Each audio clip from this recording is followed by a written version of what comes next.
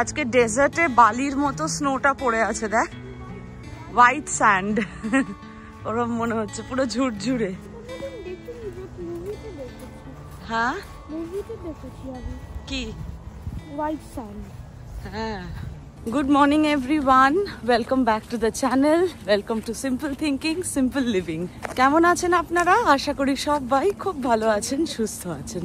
আবার স্নো হয়েছে, হ্যাঁ পুরো ঝুরঝুরে গুঁড়ো স্নো, চারিদিকটা সাদা হয়ে আছে কিন্তু খুব বেশি বরফ পড়েনি, পুরো একদম বালির মতো লাগছে। তাই রুষাকে বলছি, দেখে মনে হচ্ছে আমরা ডেজার্টে হাঁটছি। হ্যাঁ খুব অল্প, এগুলো পরিষ্কার করতেও অসুবিধা হবে না, 1 সেকেন্ড লাগবে। আর একদম ঝুরঝুরে হয়ে আছে। স্নো পড়েছে বলে আমরা একটু আগে বেরিয়েছি, কারণ স্নো পড়লে বেশি ছোটা যায় না, মনে হয় স্লিপ করে পড়ে যাব। হ্যাঁ একদিন আমরা লেট হয়ে গেছিলাম। আর এখন এই বছরের বাস ড্রাইভারের কোনো গ্যারেন্টি নেই, কিছু সময় আগে আসে, কিছু সময় পরে আসে টাইমের, আবার অনেক সময় যেই সময় দেওয়া আছে সেই সময়ই আসে, কোনো ঠিক নেই। তাই আজকে ভাবলাম একটু 2-3 মিনিট আগে বেরোই, তাহলে ধীরে ধীরে যাওয়া যাবে। Bye bye.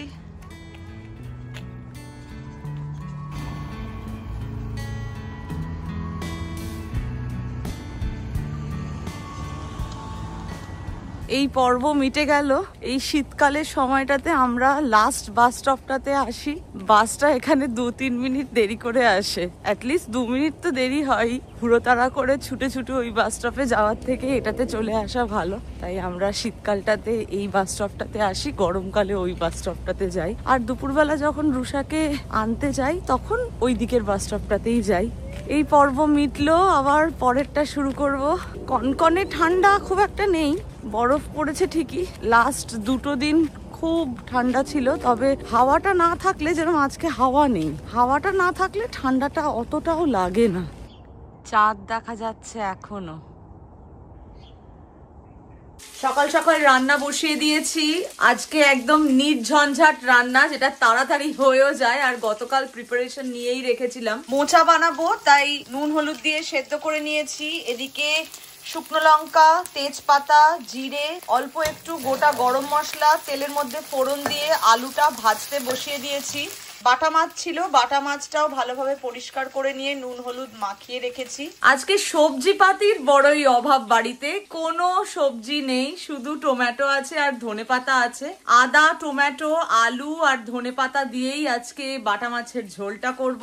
আর মোচার ঘন্ট বানাতে খুবই কম সময় লাগে, তাই মোচার ঘন্টই বানাবো আজকে। বড়ি থাকলে ভালো হতো, যদিও আগের বার যখন বাংলাদেশি মার্কেটে গেছিলাম বড়ি কিনতে ভুলে গেছি, নয়তো আজকের রান্না দুটোতেই বড়ি দিলে বেশি ভালো লাগে খেতে। যাই হোক, কিছু করার নেই, না আছে বড়ি, না আছে বেগুন, না আছে ফুলকপি। মোচাটা তো বসিয়ে দিয়েছি, হতে হতে চট করে অন্য একটা কাজ সেরে নিই। গতকাল রাত থেকে আমি আর রুষা একটা প্রজেক্ট নিয়ে বসেছি, ফুল বানানো। এইরকম ফ্যান বানিয়ে নিয়েছি সাদা আর গোলাপি কাগজ দিয়ে, সুতো দিয়ে বেঁধেও নিয়েছি। এইবার টেনে টেনে এরকম এক একটা কাগজ খুলে খুলে ফুল বানাচ্ছি। হলুদ আর সাদা, গোলাপি আর সাদা, এই হলো রং। কেন বানাচ্ছি, কি বানাচ্ছি, সবই ডিটেলস আপনাদেরকে বলবো। আপাতত রান্নার ফাঁকে এই কাজটা করছি, একটু তাড়াহুড়ো করেই করছি। একদম শুকনো শুকনো করে মোচার ঘন্ট রেডি। গ্যাসের ফ্লেমটাও বন্ধ করে দিলাম। নামানোর আগে একটু ঘি, গরম মশলাও দিয়ে দিয়েছি। এইবার মোচাটা পাত্রে তুলে নিয়ে মাছটা ভাজতে বসিয়ে দেবো। আর 4টে ফুল বানানো বাকি আছে, ভাবলাম রান্নাটা আগে শেষ করে ফেলি। বারবার হাত ধোয়া, হাত শুকানো, আবার ফুলগুলো বানাতে সময়ও লেগে যাচ্ছে। আর হাতটা না শুকনো করে যদি ফুলটা করা হয় তাহলে কাগজগুলো ছিঁড়েও যেতে পারে, কারণ টিস্যু কাগজ তো, সেই জন্য। লাস্ট লট মাছটা ভাজতে বসিয়ে দিয়েছি। আলুও কেটে নিয়েছি, কাঁচা লঙ্কা চিড়ে রেখেছি, তার সাথে আদা টমেটো পেস্ট করে নিয়েছি। খুব তাড়াতাড়ি ঝোলটা হয়ে যাবে। তারপরে ইচ্ছা আছে আজকে গ্যাসটা পরিষ্কার করে নিয়ে রান্নাঘরটা পরিষ্কার করব।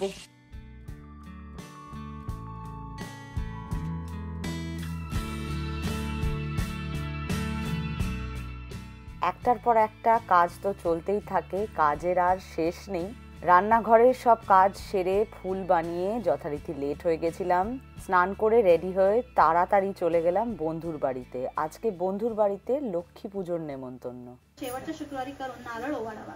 उद्यापनाच्या दिवशी साखर भात किंवा खीर यासारखा गोड पदार्थ प्रसादासाठी नंतर प्रसारी दुर्गुण संसारी अनाथनाथे अंबे करुणा विस्तारी वारी वारी जन्म मरणाचे वारी বিদেশের মাটিতে এরকম কলা পাতায় ডিনার করার অভিজ্ঞতা এই প্রথমবার হলো। দারুণ সুন্দর আজকের অ্যারেঞ্জমেন্ট, কি সুন্দর বেড়ে বেড়ে আমাদেরকে খেতে দিচ্ছিল, খুবই ভালো লাগলো।